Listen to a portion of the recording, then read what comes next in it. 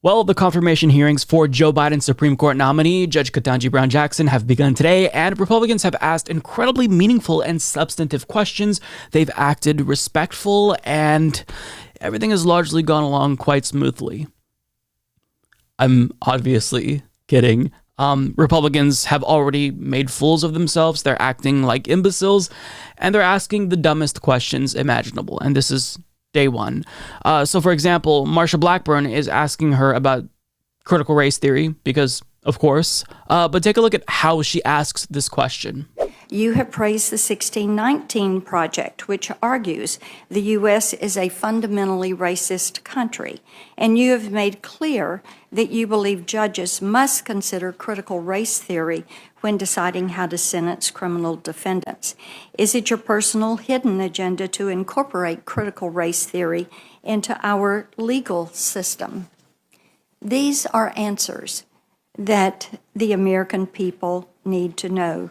Questions, Marsha. These are questions the American people need answers to, and we don't, actually, because that's not a real question. That's not what you ask somebody who's a nominee to be on the Supreme Court. That's stupid. And if she had a hidden agenda, would it be hidden if she actually told you about this while it's being broadcasted? I mean, why would she reveal that she had a hidden agenda if she actually had a hidden agenda? Are you stupid? I mean, I feel like if I were Ketanji Brown Jackson, it would be very difficult to bite my tongue. I get that this is par for the course for Republicans. They're going to ask idiotic questions, but I feel like one of these days, one of these nominees is just going to ask, are you stupid? Are you fucking stupid? Are you really asking me this question? If I have a hidden agenda for CRT, how's that going to work if I'm a Supreme Court justice? Am I going to force my colleagues on the Supreme Court to interpret the Constitution exactly as I do? Am I going to force them to view the law through the lens of critical race theory? Is that really what you're asking me, Senator? I mean, at some point, they're going to snap. Somebody's got to snap. Wow, they're so stupid. Republicans are incredibly stupid. Their brains are just smooth. If you sawed open Marsha Blackburn's skull, it would be as smooth as butter. It's unbelievable. Now, Lindsey Graham decided to chime in and make it very, very clear that he is not racist. Why would he bring this up? Well, in case Democrats invoke identity politics and accuse him or Republicans of being racist for asking questions that are too tough, he's just making it clear, folks, he's not racist. He didn't make the cut. Well-lived life just completely ruined. So if you're Hispanic or African-American conservative, it's about your philosophy. Now it's going to be about the historic nature of the pick. It's going to be about your philosophy.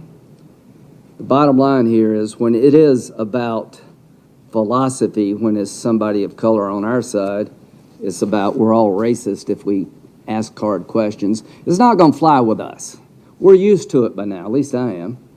So it's not going to matter a bit to any of us. We're going to ask you what we think you need to be asked. And Senator Hawley, you need to ask her about her record as a district court judge. You should. I hope you do. And we'll see what she says. Very fair game.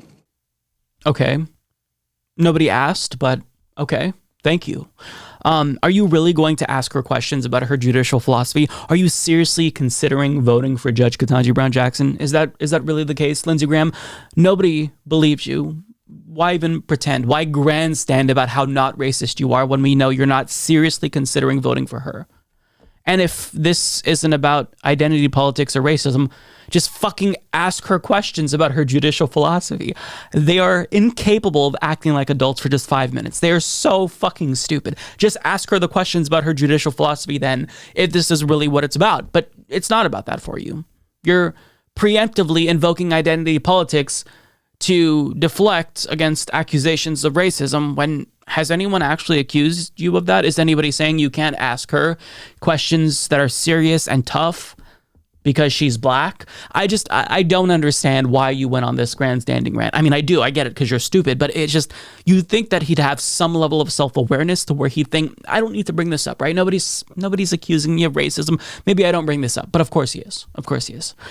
Insufferable. Now, Ted Cruz is going to chime in by plugging his podcast and by basically complaining that she's not going to be treated as poorly as Brett Kavanaugh. So that's weird, but let's listen to what he has to say. This will not be the kind of character smear that sadly our Democratic colleagues have gotten very good at. And it's important to note, a couple of years ago I was doing my weekly podcast and I was on with a noted liberal intellectual. No one is going to inquire into your teenage dating habits. No one is going to ask you with mock severity, do you like beer?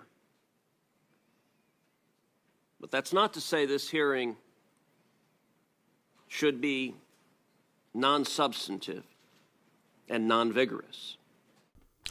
I'll tell you what. In the event she's credibly accused of rape, Ted Cruz, and those questions are relevant, I think it'd be a good idea to bring it up. Yeah, but I'll be sure to check out the podcast, because who wouldn't want to listen to Ted Cruz talk for an extended period of time? I just feel like if you don't hate Republicans with every fiber of your being, you're not a real American. It's un-American to not hate Republicans. How can you watch that and think, these are reasonable people? These are adults. They're serious people. They care about politics. They care about America. How can you watch that and have that be the takeaway? They're so insufferable because they're so stupid. They're so unserious in every single thing that they say and do.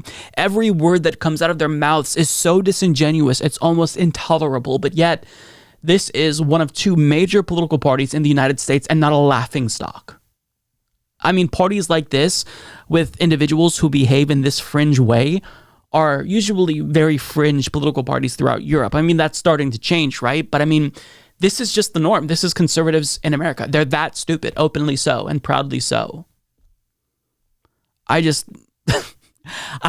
don't know why I'm pretending or insinuating that I'm surprised, because this is exactly what I expected, and this is only day one.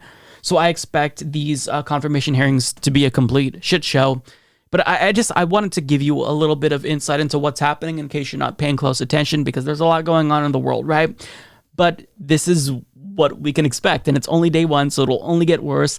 And yeah, imagine if Judge Clarence Thomas dies. He was admitted to the hospital with flu-like symptoms. So imagine if he dies. Imagine the confirmation hearings for that replacement. How big of a shit show that would be. This is how they're acting, knowing that if she is indeed confirmed, conservatives will still have a supermajority on the Supreme Court. But imagine a situation where Thomas is dead and Joe Biden is having to nominate his replacement. Imagine how insane they'd be acting. Republicans are they're children. They are children, both in their behavior and level of critical thinking skills. So yeah, I'll keep you updated. I don't really plan on following this super closely, but if there is a moment that stands out to me, or overt stupidity, I think that instances like that are worth highlighting. But nonetheless, Republicans doing what we expect them to do, acting like complete fucking morons. Me.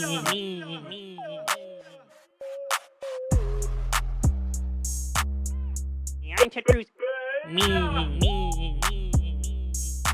Alpha male, not a beta male.